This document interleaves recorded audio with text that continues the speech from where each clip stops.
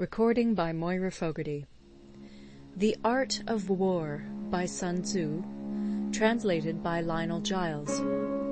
Part 11. The 9 Situations. Sun Tzu said, "The art of war recognizes 9 varieties of ground. 1. Dispersive ground. 2.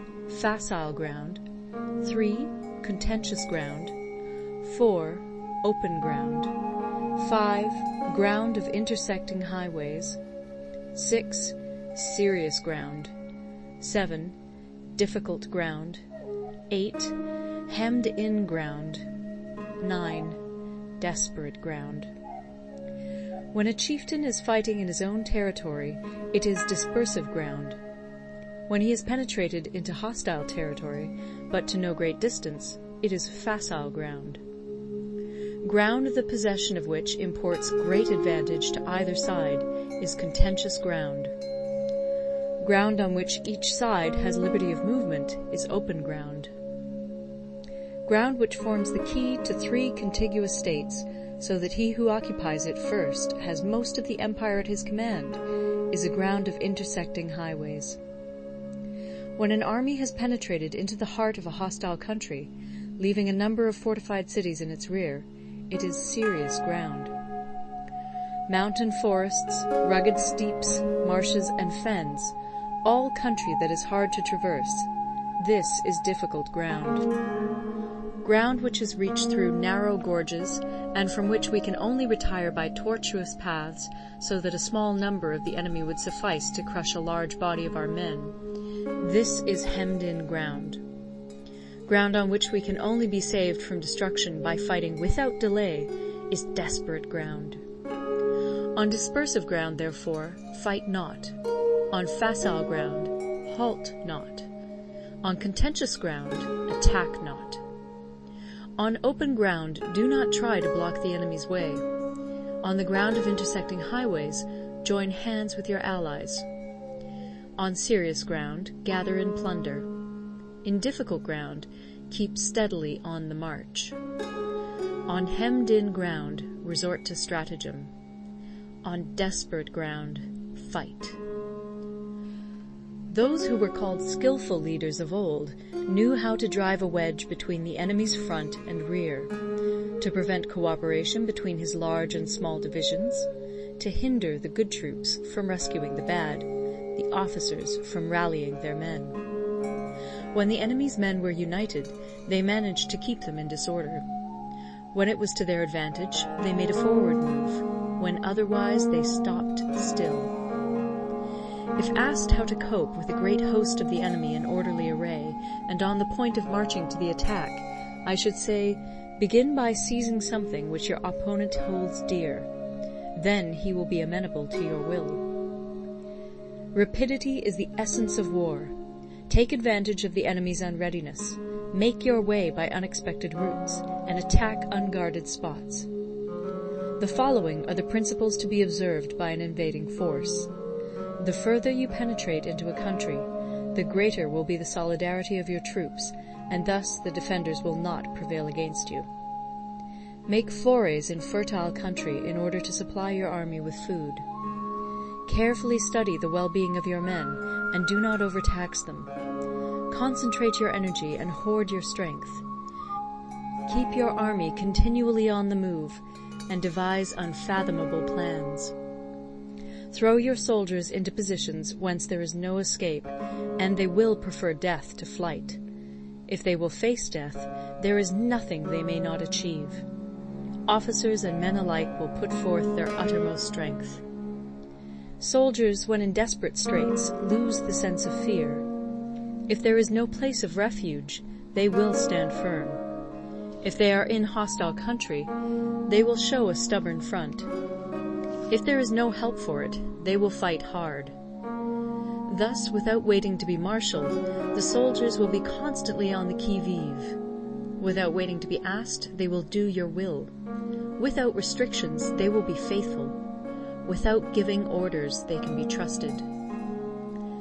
Prohibit the taking of omens, and do away with superstitious doubts.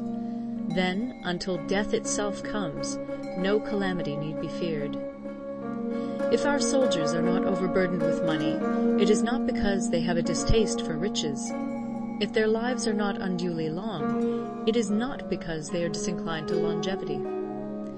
On the day they are ordered out to battle, your soldiers may weep, those sitting up bedewing their garments, and those lying down, letting the tears run down their cheeks.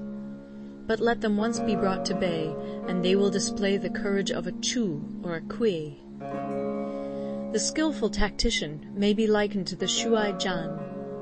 Now, the Shuai-jan is a snake that is found in the Ch'ung Mountains. Strike at its head, and you will be attacked by its tail. Strike at its tail, and you will be attacked by its head.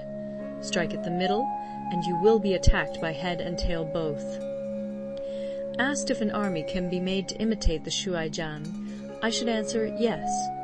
For the men of Wu and the men of Yue are enemies. Yet if they are crossing a river in the same boat and are caught by a storm, they will come to each other's assistance, just as the left hand helps the right. Hence, it is not enough to put one's trust in the tethering of horses and the burying of chariot wheels in the ground. The principle on which to manage an army is to set up one standard of courage, which all must reach. How to make the best of both strong and weak, that is a question involving the proper use of ground. Thus, the skillful general conducts his army just as though he were leading a single man, willy-nilly by the hand. It is the business of a general to be quiet, and thus ensure secrecy, upright and just, and thus maintain order. He must be able to mystify his officers and men by false reports and appearances, and thus keep them in total ignorance. By altering his arrangements and changing his plans, he keeps the enemy without definite knowledge. By shifting his camp and taking circuitous routes, he prevents the enemy from anticipating his purpose. At the critical moment, the leader of an army acts like one who has climbed up a height and then kicks away the ladder behind him. He carries his men deep into hostile territory before he shows his hand. He burns his boats and breaks his cooking pots. Like a shepherd driving a flock of sheep, he drives his men this way and that, and nothing knows whither he is going. To muster his host and bring it into danger, this may be termed the business of the general. The different measures suited to the 9 varieties of ground, the expediency of aggressive or defensive tactics, and the fundamental laws of human nature, these are things that must most certainly be studied. When invading hostile territory, the general principle is that penetrating deeply brings cohesion. Penetrating but a short way means dispersion. When you leave your own country behind and take your army across neighborhood territory, you find yourself on critical ground. When there are means of communication on all 4 sides, the ground is one of intersecting highways. When you penetrate deeply into a country, it is serious ground. When you penetrate but a little way, it is facile ground. When you have the enemy's strongholds on your rear and narrow passes in front, it is hemmed-in ground. When there is no place of refuge at all, it is desperate ground. Therefore, on dispersive ground, I would inspire my men with unity of purpose. On facile ground, I would see that there is close connection between all parts of my army. On contentious ground, I would hurry up my rear. On open ground, I would keep a vigilant eye on my defenses. On ground of intersecting highways, I would consolidate my alliances. On serious ground, I would try to ensure a continuous stream of supplies. On difficult ground, I would keep pushing on along the road. On hemmed-in ground, I would block any way of retreat. On desperate ground, I would proclaim to my soldiers the hopelessness of saving their lives. For it is the soldier's disposition to offer an obstinate resistance when surrounded, to fight hard when he cannot help himself, and to obey promptly when he has fallen into danger. We cannot enter into alliance with neighboring princes until we are acquainted with their designs. We are not fit to lead an army on the march unless we are familiar with the face of the country, its mountains and forests, its pitfalls and precipices, its marshes and swamps. We shall be unable to turn natural advantages to account unless we make use of local guides. To be ignored of any one of the following 4 or 5 principles does not befit a warlike prince. When a warlike prince attacks a powerful state, his generalship shows itself in preventing the concentration of the enemy's forces. He overawes his opponents, and their allies are prevented from joining against him. Hence he does not strive to ally himself with all and sundry, nor does he foster the power of other states. He carries out his own secret designs, keeping his antagonists in awe. Thus he is able to capture their cities and overthrow their kingdoms. Bestow rewards without regard to rule, issue orders without regard to previous arrangements, and you will be able to handle a whole army as though you had to do with but a single man. Confront your soldiers with the deed itself. Never let them know your design. When the outlook is bright, bring it before their eyes, but tell them nothing when the situation is gloomy. Place your army in deadly peril, and it will survive. Plunge it into desperate straits, and it will come off in safety. For it is precisely when a force has fallen into harm's way that it is capable of striking a blow for victory.